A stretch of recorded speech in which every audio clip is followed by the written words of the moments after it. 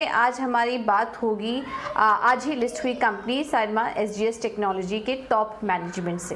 Company का IPO करीब 18% premium पर लिस्ट हुआ है और लिस्टिंग के बाद कंपनी फंड का इस्तेमाल कहां करेगी और आगे के लिए क्या ग्रोथ आउटलुक है, इस पर हम आगे चर्चा करेंगे। तो हमारे साथ कंपनी के एग्जीक्यूटिव चेयरमैन संदीप टंडन जुड़ चुके हैं। चलिए बातचीत शुरू करने से पहले और चर्चा आगे बढ़ाने से पहले एक बार आपको बता देते हैं कंपनी करती क्या है। कंपनी का जो कारोबार है वो इलेक्ट्रॉनिक प्रोडक्ट्स में है। इलेक्ट्रॉनिक प्रोडक्ट बनाने वाली कंपनी है और कंपनी के पास करीब 11 मैन्युफैक्चरिंग प्लांट हैं। FY22 में जो कुल आय थी उसमें 4 फैसिलिटीज से जो योगदान था वो करीब 75% था। तो इनका कुछ 4 फैसिलिटी है जहाँ पे डिपेंडेंसी काफ़ी है, वैसे इनके 11 मैन्युफैक्चरिंग प्लांट हैं। चलिए अब चर्चा को आगे बढ़ाते हैं और हमारे साथ मैनेजमेंट भी जुड़ चुके हैं, कंपनी के executive chairman Sandeep Tandon. Sandeep ji, thank you so much ET Now Swadesh को समय देने के लिए आपका।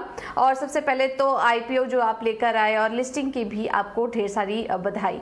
आपसे ये जानना चाहेंगे कि आपने प्री आईपीओ प्लेसमेंट के दौरान 110 करोड़ रुपए जुटाए और फ्रेश इशू के जरिए करीब 760 करोड़ से ज़्यादा की रकम आपने जुटाई है। अब हम ये जानना चाह रहे हैं और तमाम शेयर होल्डर्स भी ये जानना चाहेंगे कि ये जो रकम आपने जुटाई है इसका इस्तेमाल कंपनी किस तरीके से करेगी आने वाले समय में, क्या प्लान है आपका फंड्स यूटिलाइजेशन को लेकर? हम ये 500 करोड़ हमारी फैसिलिटीज़ जो ग्रीन फील्ड और ब्राउन फील्ड फैसिलिटीज़ में लगाने वाले हैं कैपिटल एक्सपेंशन के लिए, इनमें जो R&D centre expansion as well as facility expansion के लिए जाएगा मोस्टली, एंड बाकी 130 करोड़ वर्किंग कैपिटल के लिए और 220 करोड़ हमारे जनरल कॉर्पोरेट पर्पसेस के लिए है। ऑलराइट, और हम देख रहे हैं कि आप अपनी कैपेसिटी में भी बढ़त कर रहे हैं, क्षमता विस्तार की भी योजनाएं हैं आपकी।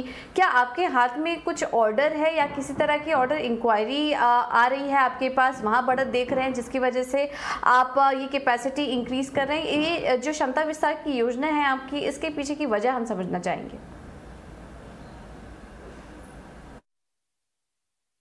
तो हमें कस्टमर ऑनबोर्ड करने में काफ़ी टाइम लगता है, पर जैसे मैं बोल रहा था, काफ़ी कस्टमर्स, नए कस्टमर्स हमारे आ चुके हैं जिन्होंने पॉजिटिव इंडिकेशंस दिए हैं ऑर्डर बुक की। तो उस हिसाब से हमने अपनी एक्सपेंशन शुरू की है। हमारे बिज़नेस में जब भी कैपेसिटी 75% यूज़ होने लग जाती है, हमें एक्सपेंशन तैयार करनी पड़ती है क्योंकि इसमें काफ़ी रैपिड रिक्वायरमेंट होती है। तो इसलिए ये कस्टमर प्रेडिक्शंस एंड इंक्वायरीज के बेसिस पे हमने ये एक्सपेंशन प्लान की है। तो ये जो नई कैपेसिटी आप प्लान कर रहे हैं ये कब तक ऑनलाइन आएगी, और ये भी जानना चाहेंगे कि इससे आपके आय में किस तरह की मदद मिलेगी? आय में आने वाले समय में हम क्या उम्मीद करें, कितनी बढ़त वहां पर आप देख रहे हैं?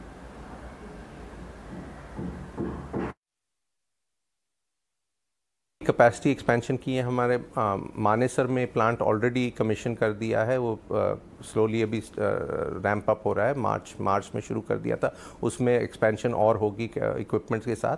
और चेन्नई में हमारी एक और फैसिलिटी R&D वाली ऑलरेडी शुरू हो चुकी है। तो ये नेक्स्ट 18 से 30 महीने में लग सकते हैं।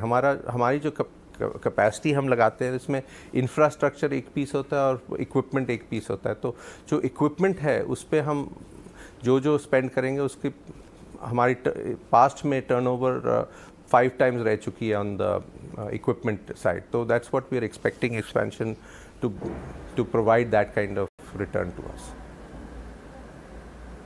ओके, चलिए अब आपके नंबर्स पे अगर आए तो हमने देखा था कि FY20 से 22 के बीच जो आपकी रेवेन्यू ग्रोथ थी वो काफ़ी ज़्यादा मजबूत थी, लेकिन प्रॉफिटेबिलिटी फ्रंट पर हमने देखा कि प्रदर्शन थोड़ा कमज़ोर नज़र आया कंपनी का। इसके पीछे की वजह क्या है और आने वाले समय के लिए आप क्या आउटलुक शेयर करेंगे मुनाफे के फ्रंट पर?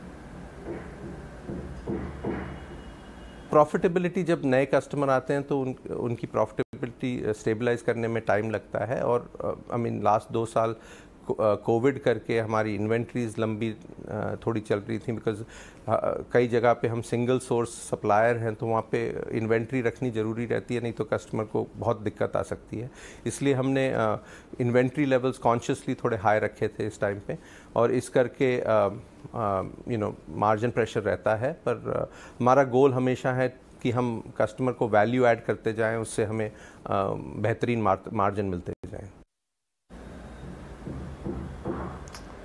तो इन्वेंट्री की स्थिति इस वक्त मजबूत यहाँ पर नज़र आ रही है कंपनी की। लेकिन सर, मार्जिन को लेकर जो आपने बताया कि मार्जिन आने वाले समय में थोड़ा दबाव यहाँ पर देखने को मिल सकता है, लेकिन हम देख रहे हैं कि इस बीच कमोडिटी प्राइसेस में भी कमी आई है। फ्रेट रेट जो हैं वो भी अब नीचे आ रहे हैं अपने पीक पर जो पहुँच चुके थे। तो उसको देखते हुए मार्जिन को लेकर अब आपकी क्या गाइडेंस होगी? क्या कुछ वहाँ पर राहत मिलेगी मार्जिन के फ्रंट पर? अभी ये ज़रा जल्दी है, बिकॉज वॉलेटिलिटी मार्केट्स में बहुत हैवी है, बिकॉज ये कितनी देर चलती है, कैसा इन्फ्लेशन का इम्पैक्ट क्या होता है, ऐसे प्रिडिक्ट करना बहुत मुश्किल है। पर हाँ, फ्रेट रेट्स कम होने का बहुत अभी मतलब हेल्प हो रही है, और एटलीस्ट अवेलेबिलिटी और मटेरियल मूवमेंट में बहुत आसानी हो गई, मतलब मच मोर आसान हो गया पिछले टाइम से।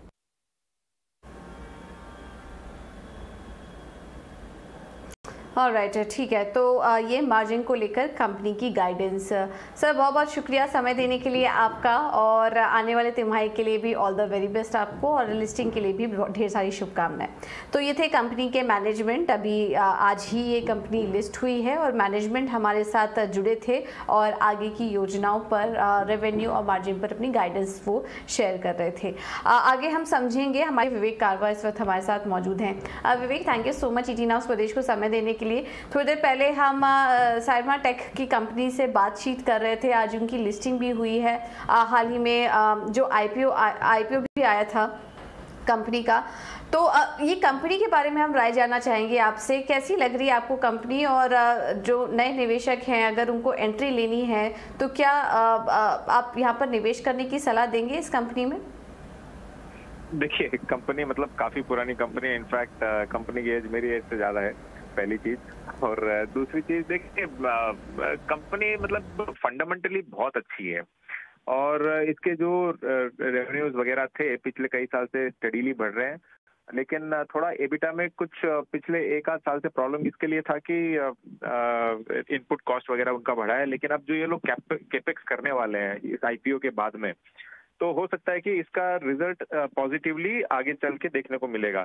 लेकिन टेम्परेरीली मतलब आप अगर शॉर्ट टर्म में देखो तो करीबन 3,900 करोड़ मार्केट कैप पे कंपनी आई थी, और आज अभी ट्रेड कर रही है करीबन 5,200 करोड़, मतलब 38% आज अब चल रहा है स्टॉक।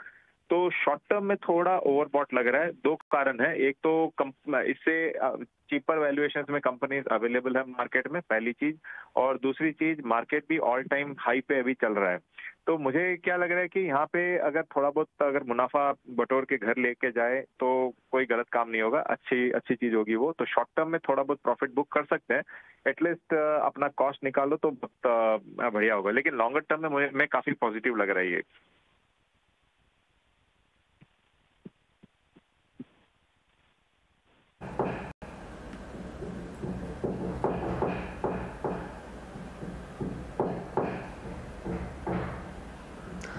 ऑलराइट, तो विवेक का बहुत बहुत शुक्रिया आपका समय देने के लिए और कंपनी पर अपनी राय भी देने के लिए। तो